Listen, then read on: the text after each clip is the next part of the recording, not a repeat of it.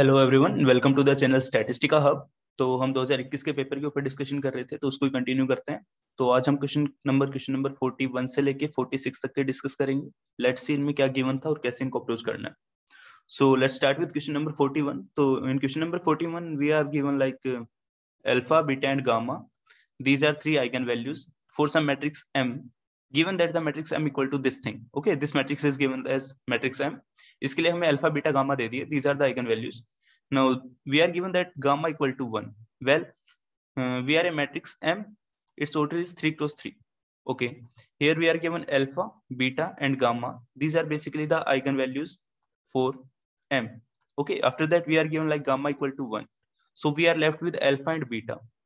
Okay, then it is said that alpha is greater than beta. Okay, then find the value of 2 alpha plus 3 beta. तो ये काफी easy question है, इसमें हमें कुछ approach करना है नहीं, मतलब बस थोड़ी सी प्रॉपर्टी याद रखनी पड़ेगी कि हमारे जो मैट्रिक्स M होती है, अगर हम उसका ट्रेस लिखते हैं, trace of any matrix M, this equal to, जो ट्रेस होता है this is basically to sum of eigenvalues. जो हमारे पास आइगन वैल्यूज होती है उनका जो सम होगा that will be exactly same as the trace of the matrix M. Okay, तो हमारे पास मैट्रिक्स M ये थी, हमारे पास अल्फा बीटा गामा है, gamma is 1. Okay, so this thing will be 1 plus alpha plus beta. Okay, this thing will be trace of M, that is 3 plus 2 that is 5. Okay, यहाँ से alpha plus beta के बीच में एक relation आ गया, that is 4.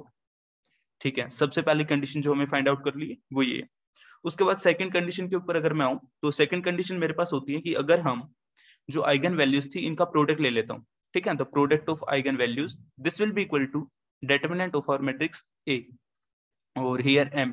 ठीक है, यहाँ पे M हमारे पास, तो मैट्रिक्स का हम डिटरमिनेंट लेते हैं, that equal to the product of eigenvalues. Okay, तो आइगन वैल्यूज का प्रोडक्ट तो हमें पता है अल्फा डॉट बीटा डॉट 1, क्योंकि गामा 1 है. Okay, this will be equal to determinant, तो यहाँ पे दैट इज -1 और 2 माइनस माइनस प्लस 3. ठीक है, यही होगा. तो this will be like -5. Okay, -5. तो हमारे पास अल्फा बीटा आ गया, दैट इक्वल टू -5, और यहाँ पे अल्फा प्लस बीटा आ गया, दैट इक्वल टू 4. ठीक है, इन दोनों इक्वेशंस को हम सोल्व आउट करेंगे, तो इनको जैसे सोल्व करेंगे तो beta equal to -5 by alpha, so this will be alpha plus -5 by alpha, that equal to 4. So alpha square plus -5 equal to 4 alpha. ठीक है, इक्वेशन को सोल्व करते हैं. अल्फा की पावर 2 -4 अल्फा -5 इक्वल टू 0. तो इसके फैक्टर्स क्या बनेंगे? आई गेस 5 और 1, 5 और -1. ठीक है, यहाँ पे हमारे पास अल्फा की वैल्यू हो जाएगी 1 इज 5 एंड अदर 1 इज -1. ठीक है, उसके बाद तुम 5 और इनके रेस्पेक्ट में तुम चेक कर लो कि गिवन कंडीशन थी कि अल्फा हमारे पास बीटा से बड़ा होगा. This is given like alpha will be greater than beta. तो उसके रेस्पेक्ट में हम सोल्व करेंगे. तो जैसे मैं 5 रखता हूँ अल्फा की जगह पे, तो बीटा क्या जाएगा? -5 divided by 5 that equal to -1. ठीक है, तो एक रिलेशन आ गया हमारे पास alpha comma beta, this will be equal to like 5 comma -1. और ये कंडीशन को जस्टिफाई कर रहा है कि alpha is greater then beta. अब मैं -1 लेता हूं, तो जैसे -1 लूंगा तो -5 divided by -1 that equal to 5. अब यहाँ पे बीटा अल्फा से बड़ा आ गया, तो ये पॉसिबल केस होगा नहीं. तो हमारे पास अल्फा बीटा गामा की वैल्यूज आ गई, तो alpha equal to 5, beta equal to -1 and और गामा इक्वल टू 1. उसके बाद हमें ये वैल्यू फाइंड आउट करनी थी, तो 10 -3 दैट इज 7. ठीक है, तो इसका आंसर हमारे पास 7 हो गया. तो क्वेश्चन काफी इजी था, ऐसे इसमें कुछ था नहीं, बस दो प्रॉपर्टी याद करनी थी कि जो आइगन वैल्यूज होती हैं उनका अगर हम समेशन लेते हैं, तो summation of eigenvalues equal to our trace of the matrix. Okay, and the determinant of our matrix M that will be equal to the product of eigenvalues. Okay, तो काफी simple question था, I hope समझ में आया होगा. ठीक है, इससे अगले क्वेश्चन के ऊपर बात करते हैं. तो जैसे से नेक्स्ट क्वेश्चन में देखता हूं, तो थोड़ा मैं इरेज कर लेता हूं, 1 सेक.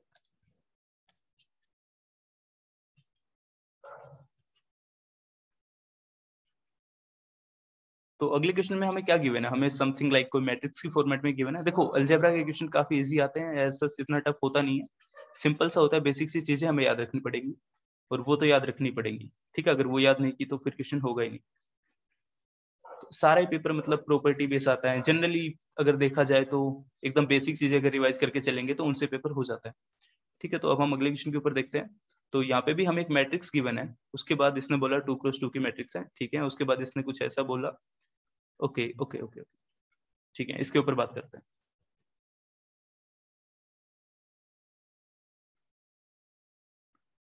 ठीक है, तो इसने M मैट्रिक्स दे दी हमें. M matrix equal to 5 3 -6 -4।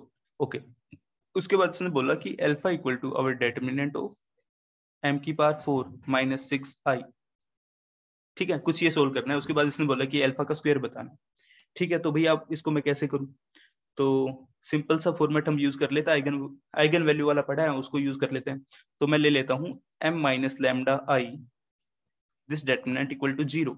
Okay, इसको सोल्व करते हैं। So that will be 5 - lambda -6 और यहाँ पे 3, यहाँ पे -4 - लैम्डा दैट इक्वल टू 0। इसको सॉर्ट आउट करते हैं। So this will be like 5 - lambda into -4 - lambda plus 6 × 18 that equal to 0।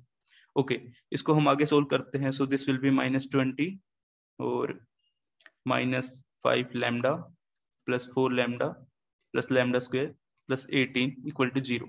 इसको और सॉर्ट आउट करूं तो मैं this will be like minus lambda और this will be like -2।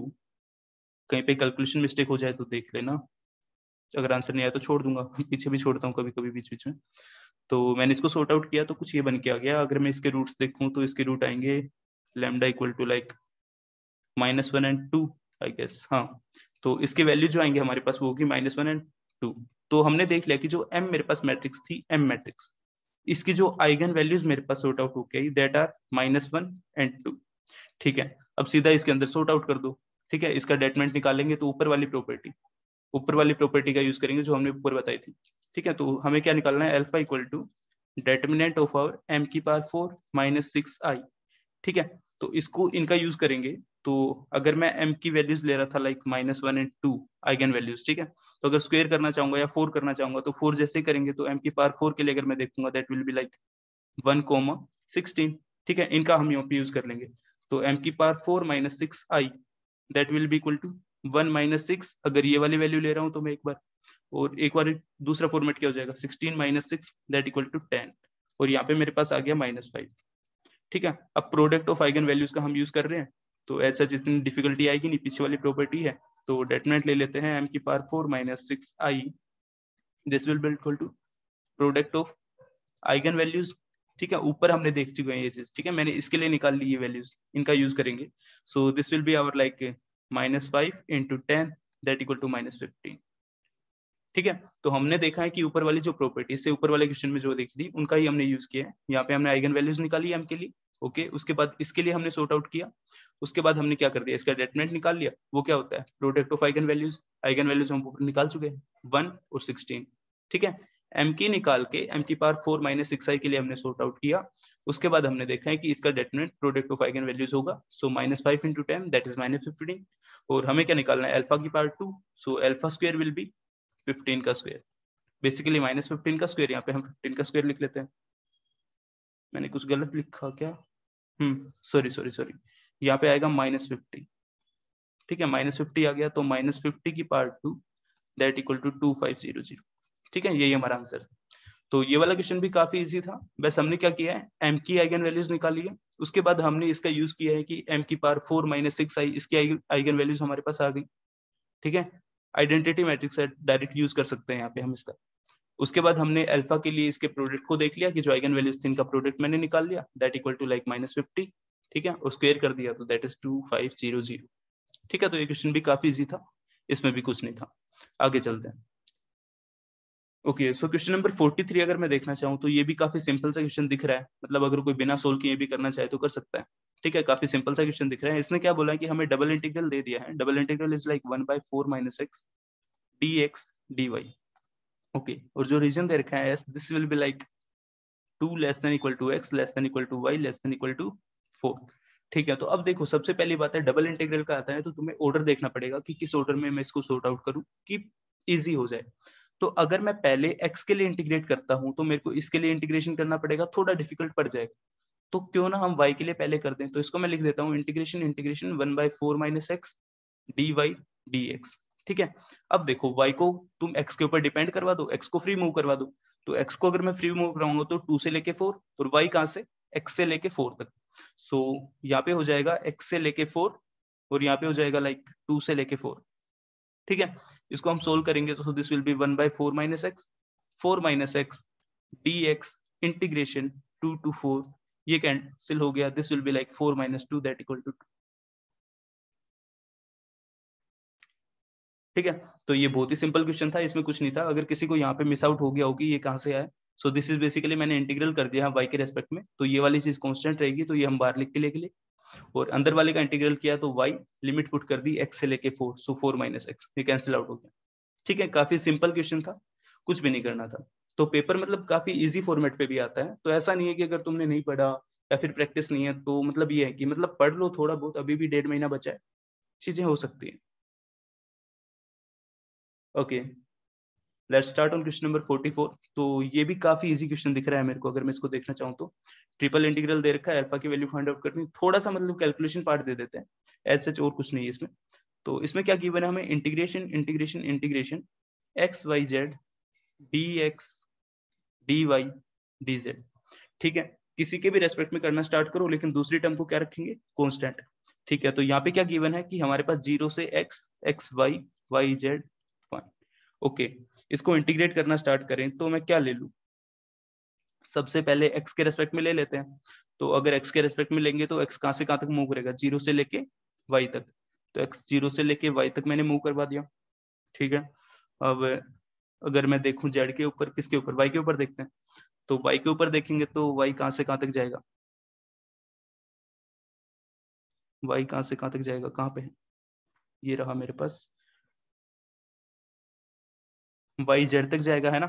y की वैल्यू अगर मैं देखूं तो x के ऊपर तो डिपेंड करेगी नहीं, क्योंकि हमारा x y के ऊपर डिपेंड कर रहा था। सो y 0 से लेके z तक, सो ये हो गया 0 से लेके z तक। ठीक है, उसके बाद z को देखूं तो ये फ्री मूव करेगा, सो 0 से 1, 0 से 1, इसको इंटीग्रेट कर देंगे तो ये टर्म दोनों कांस्टेंट रहेंगे, इनको बाहर ले आओ, integration 0 to 1 integration 0 to z।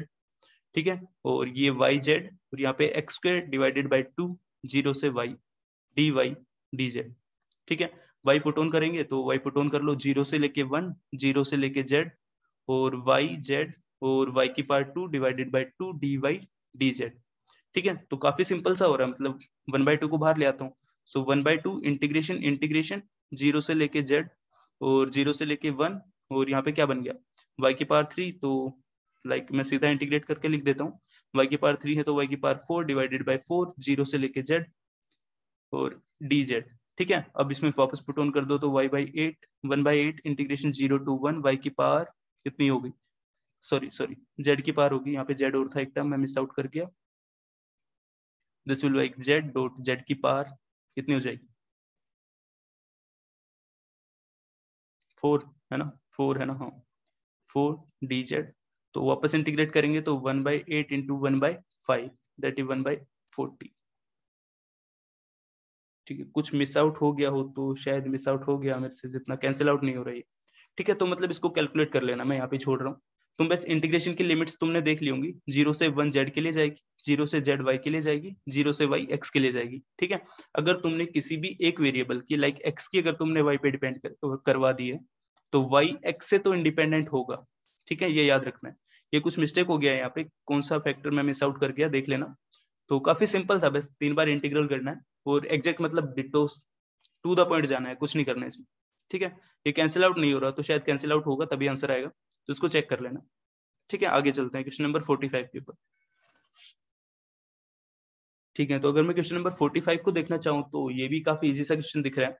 जब क्वेश्चन कुछ ऐसी फॉर्मेट में लिखा हो ना, तो इसका मतलब समझ जाना कि ये काफी इजी क्वेश्चन है, इसमें ऐसा कुछ करना नहीं होगा। तो इसने क्या गिवन है, हमें बोल दिया कि एक्स कोई रैंडम वेरिएबल था, उसके लिए 2 डिस्ट्रीब्यूशंस दे दिए कि f0 एंड f1। ठीक है, टेस्टिंग का। ओके, उसके बाद इसने बोला कि हमारे पास h0 है, ठीक है, h1 है, okay, based on a single sample, sample दे रखा है। ठीक है, अल्फा एंड बीटा भी रेस्पेक्टिव, ओके। तो इसने बोला कि अल्फा जो मेरे पास है, alpha is basically size and beta is power. ठीक है, तो अगर मैं अल्फा की प्रॉपर्टी लिखना चाहूँ तो अल्फा होता क्या है, सबसे पहले तुम्हें वही रिकॉल करना पड़ेगा कि alpha equal to probability that x belong to our critical region given that h0। ठीक है, ये हमारे पास अल्फा होता था। अल्फा का मतलब कि जो हमारा सैंपल था वो क्रिटिकल रीजन के अंदर लाई करे, गिवन दैट h0 सही था। और अगर पावर की बात करूं तो पावर का मतलब क्या होता है, तुम रिजेक्ट कर दो h0 को जब h1 सही था तो। ठीक है, so probability that x belongs to critical region given that h1, यही तो पावर थी। बस इसका यूज करना है तुम्हें, क्रिटिकल रीजन इन लोगों ने दे रखा है, तो अगर मैं x के ऊपर बात करूं तो x belonging to real line and given that x is greater than 3, this is our critical region. ठीक है, F1 वगैरह ये सब दे रखा है, ये फाइंड आउट करना है। तो सिंपल सा है भैया, इसमें कुछ है नहीं, ऐसा तुम सिंपल सा करोगे इसको। तो हमें क्या करना है, हमें अल्फा निकालना है। तो this will be like probability that x greater than 3 given that h note. ठीक है, h नोट के अंदर अगर मैं देखूं सो that will B f note. तो 3 से बड़ा देख लो, तो ग्रेटर देन है, इक्वल टू नहीं है। तो 3 से बड़ा मतलब ये वाले फैक्टर्स यूज होंगे जो राइट साइड में। अब f नोट देखना है, तो f नेट के अंदर ये चीजें हैं, this one and this one. इसको समेशन में ले लो। So this will be like 0.1 plus 0.1 plus 0.5 that equal to 5 6 7 0.7। Alpha find out हो गया। ऐसे हमें बीटा फाइंड आउट करना है, तो उसके लिए भी वही होगा। वैसे प्रोबेबिलिटी चेंज हो जाएगी, f1 लग जाएगा यहाँ पे। तो f1 लगेगा तो 0.2 0.2 0.2 दैट इक्वल टू 0.6। ठीक है, हमें क्या बताना है, इन दोनों का समेशन करके 10 से मल्टीप्लाई। तो 0.6 दैट इज 13। सो 13 इसका आंसर होगा। मतलब 10 से मल्टीप्लाई कर दिया मैंने इस फैक्टर को। ठीक है, फाइनल ये निकालने के लिए। तो 13 इसका आंसर होगा। तो इसमें भी कुछ नहीं करना था, देखो कितना सिंपल सा क्वेश्चन है भाई। अभी मैंने 5 क्वेश्चन डिस्कस किए, इसमें कुछ भी नहीं करना था किसी भी क्वेश्चन में। थोड़ा बहुत कैलकुलेशन है हर एक में। तो 5 नंबर तो ऐसे रखे थे। ठीक है, अब इसके ऊपर बात कर लेते हैं। क्वेश्चन नंबर 46, तो ये भी सिंपल सा ही दिख रहा है मेरे को। अगर मैं इसको देखना चाहूँ तो इसने देखा है कि एक सैंपल दे दिया है। ठीक है, कुछ सैंपल दे दिया है, random sample. This is a random sample with like observation 5 10 4 15 and 6। ठीक है, कुछ रैंडम ऑब्जर्वेशंस दे दिए किसी सैंपल के ऊपर, मतलब किसी पॉपुलेशन के ऊपर। इसका साइज है 5। ठीक है, सो n इक्वल टू 5। उसके ऊपर बात करते हैं। इसने बता दिया प्रोबेबिलिटी डेंसिटी फंक्शन। ओके, ठीक है, ओके। तो इसमें क्या दे रखा है, इसने हमें fx दे रखा है, this fx theta this equal to e raise to the power minus x minus theta such that x is greater than equal to और थीटा। तो हमें सॉर्ट आउट करना है, एमएलई फाइंड आउट करना है। सच दैट थीटा के value बारे में कुछ दे रखा है, लाइक माइनस इन्फिनिटी से लेके 3 तक लाई करेगा। ओके, 3 पे क्लोज इंटरवल। वेल, तो इसके लिए सबसे पहले लाइक्लीहुड लिख लो। तो लाइक्लीहुड लिखोगे तो that will be like simple सा फॉर्मेट में आएगा कि likelihood of x comma theta this will be equal to our e raise to the power minus summation xi minus n theta. ठीक है, माइनस प्लस हो जाएगा शायद, हाँ प्लस हो जाएगा। ठीक है, ये प्लस हो गया हमारे पास क्योंकि माइनस बाहर भी था। ओके, लोग ले लो। तो जैसे लोग लेगो तो log of l that will be like our क्या हो जाएगा, minus summation xi minus summation xi minus plus n theta. Differentiate कर दो, delta L divided by delta theta log L. ठीक है, so this will be like 0 plus n। अब n हमारे पास है n equal to 5 that is greater than 0। ठीक है, तो मतलब वो कंक्लूजन हमारे पास कुछ निकला नहीं जो हम डिफरेंशिएट करके लेके आते थे। जब कुछ ऐसा होता है इन दैट केस हम क्या करते हैं, जो हमारा थीटा है उसकी जो रेंज होती है या फिर डोमेन या फिर रेंज जो भी गिवन है हमारे पास, रेंज जो गिवन है उसके ऊपर बात करते हैं। तो theta is given like minus infinity से लेके 3। तो हमें क्या करना है, थीटा को मैक्सिमाइज कर दो। तो यहाँ पे थीटा इक्वल टू 3। ठीक है, इसका एमएलए आ गया। तो जब हमारे पास कुछ ऐसा होता है कि हम कुछ कंक्लूड नहीं कर पा रहे, उन दैट केस तो हम उसकी रेंज के ऊपर जाओगे और रेंज के थ्रू हम कंक्लूड करेंगे कि हमारे पास थीटा मैक्सिमाइज यहाँ पे हो गया। ठीक है, तो ये हमारे पास सिंपल सा क्वेश्चन था, एज सच इसमें भी कुछ नहीं था। अगर तुम इसको ही देखो कि थीटा इक्वल टू 3 पे मैक्सिमाइज हो रहा है, तो यहाँ पे यहाँ से भी देख सकते हो। जैसे इसको देखोगे तो तुम्हें क्या करना है, लाइक्लीहुड को मैक्सिमाइज करना है। ठीक है, लाइक्लीहुड में एमएलए में यही होता है ना कि लाइक्लीहुड को मैक्सिमाइज करना है। तो अगर मेरे को इसको मैक्सिमाइज करना है, इसका मतलब ये वाला फैक्टर तो कांस्टेंट हो गया, इसका मैं कुछ नहीं कर सकता, ये सैंपल के ऊपर डिपेंडेंट है। एन की वैल्यू भी सैंपल के ऊपर डिपेंडेंट है। अब ये पूरी टर्म कब बड़ी होगी, जब हमारे पास थीटा भी बड़ा होगा। अब थीटा की मैक्सिमम वैल्यू क्या है हमारे पास, 3। So theta will be the MLE and that equal to 3। ठीक है, तो हमने अभी अभी डिस्कस किया है क्वेश्चन नंबर 41 से लेके 46। आई होप समझ में आए होंगे। काफी इजी क्वेश्चन थे, मतलब 6 नंबर ऐसे थे कि कुछ करना ही नहीं था हर एक में। ठीक है, मतलब मैं समझा रहा हूँ तो टाइम लगा, अगर प्रॉपरली कोई कर रहा होगा तो उसको लाइक कितना टाइम लगेगा, मैक्सिमम 10 मिनट लगेंगे इन 6 क्वेश्चंस को करने में। ठीक है, तो ये था हमारे पास क्वेश्चन नंबर 41 से लेके 46। आगे के मैं फिर नेक्स्ट वीडियो में अपलोड करता हूँ। ठीक है, आई होप समझ में आए होंगे। Thank you.